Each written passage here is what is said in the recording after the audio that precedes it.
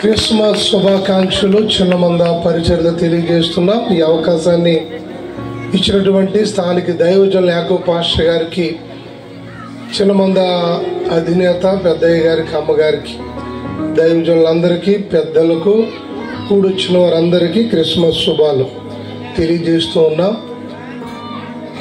Bible గ్రంథంలో, పరిశుద్ధ గ్రంథంలో రాయబడిన మాట, కన్యక గర్భము ధరించి కుమారుని కనెను, అతనికి ఇమ్మానుయేలని పేరు పెట్టుదును, లేదా పేరు పెట్టాలి.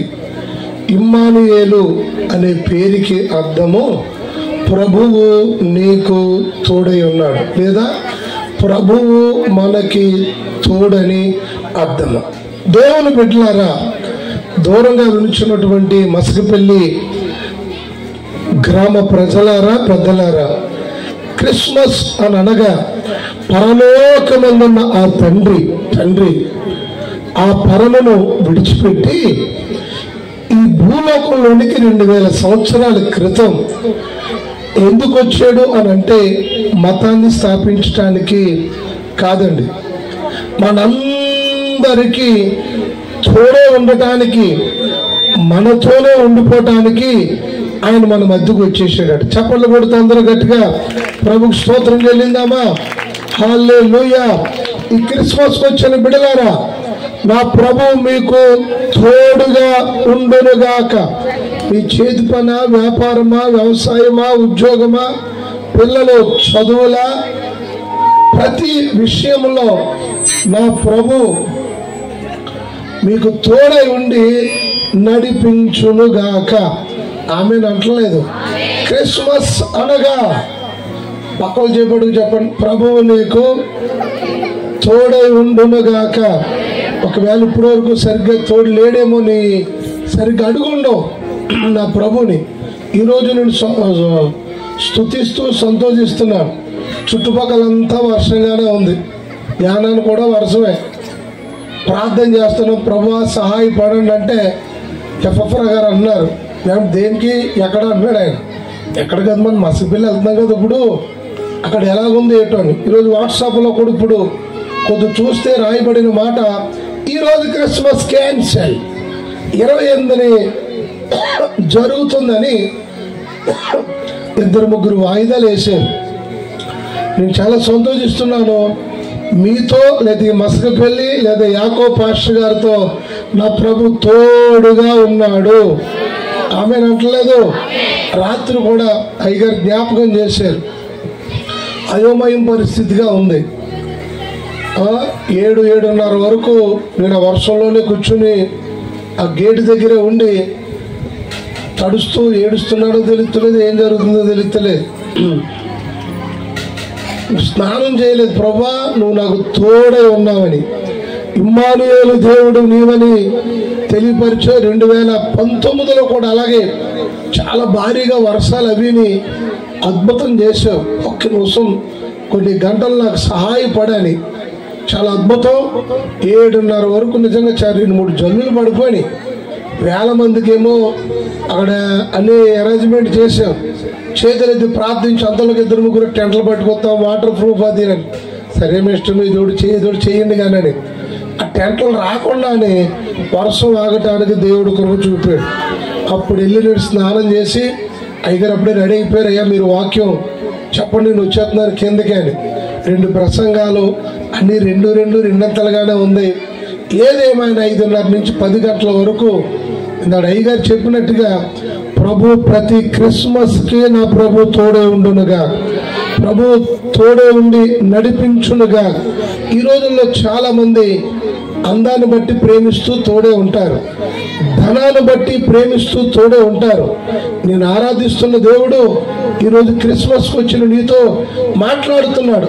ముదిమి వచ్చే వరకు, ముసలితనమ వరకు నా ప్రభు నీకు తోడే ఉండి నడిపించునుగాక. అదే క్రిస్మస్. మరియతో దేవుని దూత గాబ్రియేలు ఇలాగంటది.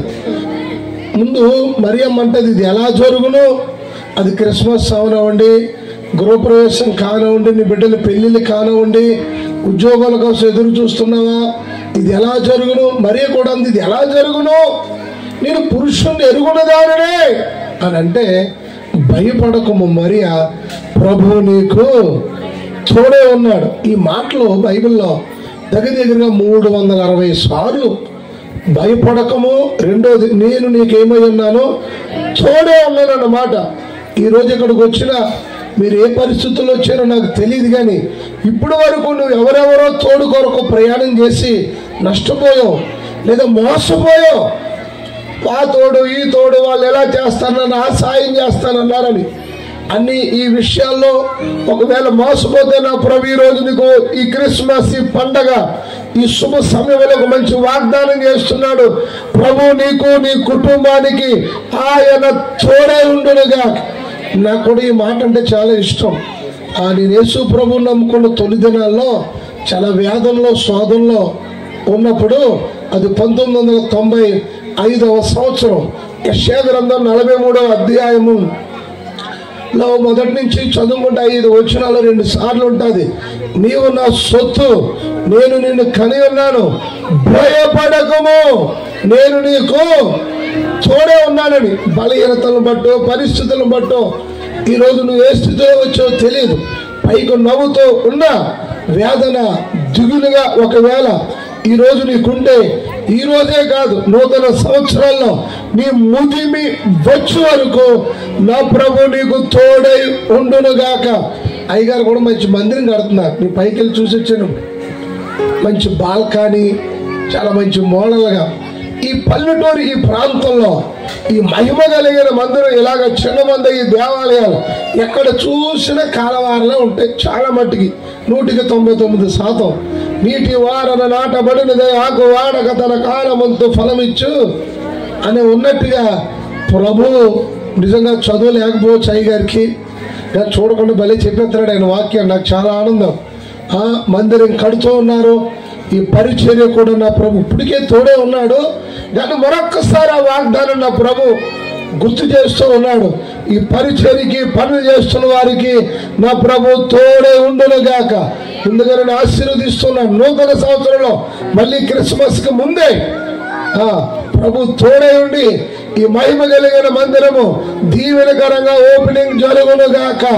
ప్రతి విషయంలో అన్ని కాలాలలో నా ప్రభు నీకు తోడే ఉండునుగాక. ఈ మాటలు దేవుడు దీవించును గాక.